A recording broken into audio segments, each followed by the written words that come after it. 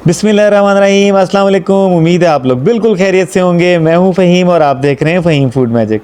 दोस्तों, गर्मियों का मौसम शुरू हो चुका है और गर्मियों के हवाले से मैं आपके लिए बेहतरीन तोहफ़ा लेके आया हूं और इसके इस्तेमाल के बाद आपके जिगर और मैदे की गर्मी बिल्कुल दूर हो जाएगी। और इसमें इस्तेमाल होने वाली एक एक चीज़ दिमाग के लिए बेहतरीन टॉनिक है और दिमाग को ताकत देती है। अच्छा, चीज़ें रूटीन की हैं लेकिन जाएंगी एक मखसूस तरतीब के साथ।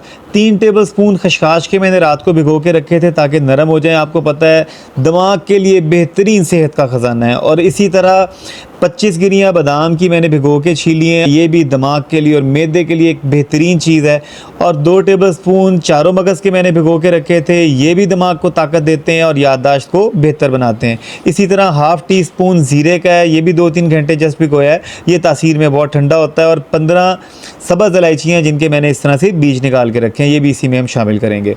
और ये है जी जनाब चट्टू बट्टा या कूंडी सोटा, जो भी आप इसको अपनी ज़ुबान में कह लें। हमने इसी के अंदर इन चीज़ों को कूटना है, लेकिन एक तरतीब के साथ कूटना है। ये नहीं कि आप सारी चीज़ें उठा के डालेंगे तो फिर आप स्यापे में पड़ जाएंगे और ये कूटेंगे नहीं आपसे।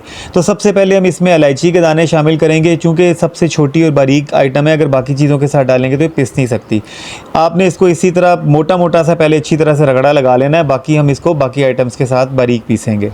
लीजिए, इलायचियाँ मोटी मोटी पीसने के बाद इसमें ऐड करेंगे खशखाश, और खशखाश को भी हमने इसी तरह मोटा मोटा सा पहले रगड़ा लगा लेना है, कूट लेना है। और इस दौरान अगर आपने मेरे चैनल को सब्सक्राइब नहीं किया तो प्लीज़ कर दें ताकि मेरी ढेर सारी हौसला अफजाई हो सके, और बेल का बटन भी दबा दें ताकि हर नई वीडियो का नोटिफिकेशन आप तक पहुँचता रहे। लेकिन दोस्तों, खशखाश भी हमारी मोटी मोटी पिस गई है। अब हमने पीसने हैं बादाम, लेकिन अगर आपके पास एक ही कुंडी है तो फिर आपको ये खशखाश वाला मेज़ा बाहर निकालना पड़ेगा और बादाम इसमें डाल के कूटने पड़ेंगे, वरना खशखाश के साथ बादाम मोटे मोटे पहले नहीं कुटेंगे। तो लेकिन मेरे पास अलहदा से भी एक छोटा चट्टू अट्टा है, तो मैं बादाम इसके अंदर अलहदा से पहले कूटूंगा मोटा मोटे, फिर मैं इसके अंदर शामिल करूंगा इसको। लें दोस्तों, बादाम भी हमारे मोटे मोटे से कुट गए। अब आपने इनको बड़ी कुंडी के अंदर जो है वो शिफ्ट कर लेना है। ठीक है, इनको शिफ्ट करने के बाद अब आपकी बारी है जनाब चारों मगज़ की। चारों मगज़ भी आपने इसी तरह से छोटी कुंडी में अलहदा से मोटे मोटे कूट के और इस तरह से इनको फिर बड़ी कुंडी के अंदर शिफ्ट कर लेना है। चारों मगज़ शिफ्ट करने के बाद अब यही काम आपने करना है सफ़ेद ज़ीरे के साथ। ज़ीरे को भी छोटी कुंडी में कूटे और मोटा मोटा कूटने के बाद आप शिफ्ट कर दें बड़ी कुंडी के अंदर इस तरह से। लें दोस्तों, हमने सारी चीज़ों को एक दफ़ा मोटा मोटा पीस के बड़ी कुंडी में एक ही जगह इकट्ठा कर दिया है।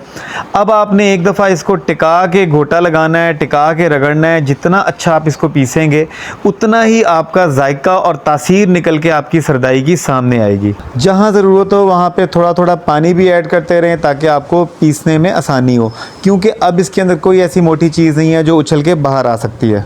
आप समझ लें कि ये आपकी ताकत का इम्तिहान है, स्टेमिना का इम्तिहान है। बड़ी ज़बरदस्त आपकी एक्सरसाइज भी हो जाएगी। कम से कम आधा पौना घंटा आपने इसको टिका के रगड़ना है। लें दोस्तों, सरदाई का पेस्ट हमारा रेडी हो गया। अब आप इसको अच्छी तरह से साफ़ करके निकाल लें किसी ऐसी देगची या बर्तन में जिसमें आपने इसको फाइनली पानी डाल के तैयार करना है। और जो इस तरह से बच जाए उसके अंदर भी थोड़ा सा पानी डाल के इसको अच्छी तरह से आप निकाल लें। अच्छा, ये जो चीज़ों की क्वांटिटी हमने इसमें इस्तेमाल की है, ये 8 से 10 गिलास बनाने के लिए आपकी काफ़ी है। आप चाहें तो 12 गिलास तक भी इससे तैयार कर सकते हैं। इसी हिसाब से मैं चीनी का शीरा इसमें शामिल कर रहा हूँ जो मैंने पहले से तैयार करके रखा हुआ था।